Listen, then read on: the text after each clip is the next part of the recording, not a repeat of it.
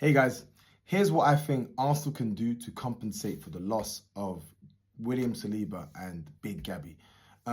If you actually watch the Villa match, Arsenal's problem wasn't specifically the centre backs per se. I thought Hincapie had an amazing, not amazing, he had a good game. Big blocks, defended well, was dogged. I liked what I saw. I think he's just learning how to develop a good centre-back partnership with Timber, who's played fullback most of the season. But if you actually look at what caused Arsenal the most problems defensively, it was the spaces we left unoccupied in the fullbacks. So Timbers is probably the more defensive-minded fullback if you compare him to Calafiori. And I think what worked well for Arsenal, with Calafiori giving the freedom to roam and do that sort of stuff, it didn't work against Aston Villa.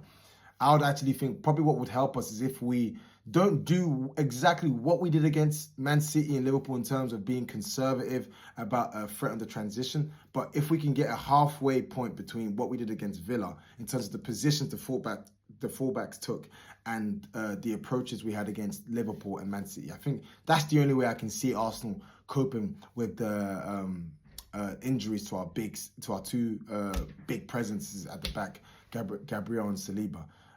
I can't think of anything other than that. And I think naturally Timber and Hincapie will improve as a partnership because they've never really played with each other before. You could see that in the positions, the gaps between them. I think if I'm Arteta, show them a tape of the Villa game. Just show them the position. Show them the spaces that are left open. And if they work on that, I think there's a temporary workaround to the Gabriel and the Saliba injury problem. Let me know what you guys think Arsenal could do.